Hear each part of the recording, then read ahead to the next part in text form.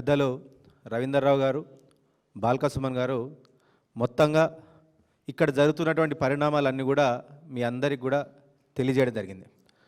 మా దగ్గర కూడా గడిచిన మా నాన్నగారు చనిపోయిన తర్వాత 2020లో మా దగ్గర కూడా బై ఎలక్షన్ జరిగింది. అప్పుడు పెద్దలందరూ కూడా ఇన్ఛార్జ్గా వచ్చిన మాట ఇందాక వాళ్ళందరూ కూడా గుర్తు చేసినారు. దాదాపు 250 పైచీలకు సభలు ఎన్నో జరిగినాయి. అక్కడ అన్ని సభలలో కూడా ఎక్కడంటే అక్కడ వివిధ పార్టీలు, ఒకవైపు పెద్ద ఎత్తున కాంగ్రెస్ పార్టీ కావచ్చు, అలాగే కొన్ని సభలల్లో బీజేపీ పార్టీ వాళ్ళు కూడా కావచ్చు. ఎక్కడ ఎవరు ఎక్కడ ఎదురైనా కానీ మేము ఎక్కడ కూడా ఒకరినొకరు చీదరించుకోవడమో లేకపోతే మిమ్మల్ని తిరగనీయని చెప్పడమో ఇట్లాంటి ఎప్పుడు కూడా మేము చేయలేం. కానీ నిన్నటి పరిస్థితులు చూస్తే వాళ్ళకు ఒకవైపు కాంగ్రెస్ ప్రభుత్వాన్ని కానీ అక్కడ పోటీ చేస్తున్న అభ్యర్థికి కానీ బాగా అసహనం పెరిగిపోయింది.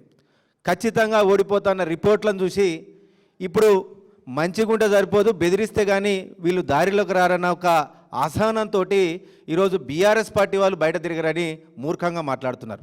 నిజంగా ఈరోజు జూబ్లీహిల్స్లో మాగంటి గోపీనాథ్ గారు చనిపోయిన తర్వాత ఆయన ఒక బీఆర్ఎస్ పార్టీ కుటుంబ సభ్యుడిగా ఆయన చనిపోయినందుకు కేసీఆర్ గారు మళ్ళీ అతని భార్య అయినటువంటి సునీతమ్మ గారికి టికెట్ ఇచ్చి ఆశీర్వదించి అక్కడ నిలబెడితే బీఆర్ఎస్ పార్టీ కుటుంబ సభ్యుడు చనిపోయినందుకు పెద్ద ఎత్తున మేమందరం మాజీ ఎమ్మెల్యేలం కానీ బీఆర్ఎస్ పార్టీ సైన్యం కానీ పెద్ద ఎత్తున అక్కడికి వచ్చి ప్రతి ఒక్క చోట కూడా కేసీఆర్ గారి తరఫున సునీతమ్మ గెలుపు కోసం అక్కడ అందరం కూడా పనిచేస్తున్నాం. ఒక్క మేమే కాదు అక్కడ పనిచేసేది, కాంగ్రెస్ వాళ్ళు గమనించాలి.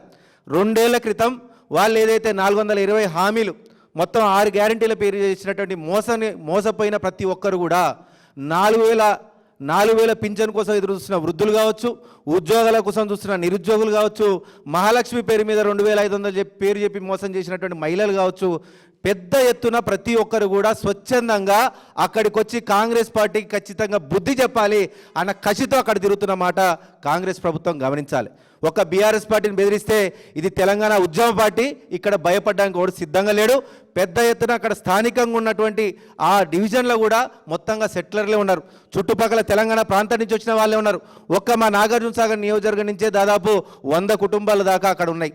ఖచ్చితంగా ప్రతి ఒక్కరు కూడా వాళ్ళు 2 సంవత్సరాల క్రితం ఏదైతే దొంగ హామీలు ఇచ్చి ఈరోజు ప్రభుత్వానికి వచ్చారో మేమందరం ఖచ్చితంగా కాంగ్రెస్ పార్టీకి బుద్ధి చెప్పి తీరుతాం.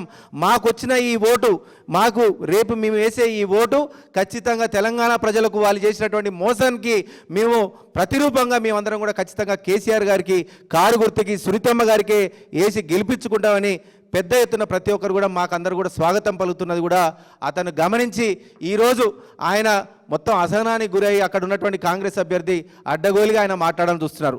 మేము బీఆర్ఎస్ పార్టీ తరఫున ఎమ్మెల్యేలుగా అక్కడ ఇన్ఛార్జ్గా ఉన్నాం. మేము అక్కడ ఉన్నటువంటి స్థానికంగా ఉన్నటువంటి ప్రతి ఒక్క బస్తీ వాసులకు కావచ్చు, అక్కడ ఉన్న లీడర్కి ప్రతి ఒక్కరికి భరోసా ఇస్తున్నాం. నేను దాదాపు బోరుబండలో అక్కడ ఒక 3 డివిజన్ల దాకా అక్కడ ఉన్నటువంటి 3 బూతుల దాకా పెద్ద ఎత్తున అక్కడ కూడా ఉన్నటువంటి ఏరియా అంతా మొత్తం కూడా తిరుగుతున్నా. ఖచ్చితంగా అక్కడ ఉన్నటువంటి ప్రతి ఒక్కరికి నా తరపున హామీ ఇస్తున్నాం, మేమందరం బీఆర్ఎస్ పార్టీ తరపున హామీ ఇస్తున్నాం. ఈ ఒక్కరోజు కాదు, వచ్చే 3 ఏళ్ళు కూడా అక్కడ ఏ సమస్య వచ్చినా కానీ గౌరవనీయులు మన రామన్న తోడుతోటి అక్కడ స్థానికంగా ఉన్నటువంటి సునీతమ్మ గారి అండతోటి ఖచ్చితంగా మేమందరం మీకు ఎల్లవేళలా తోడుంటాం.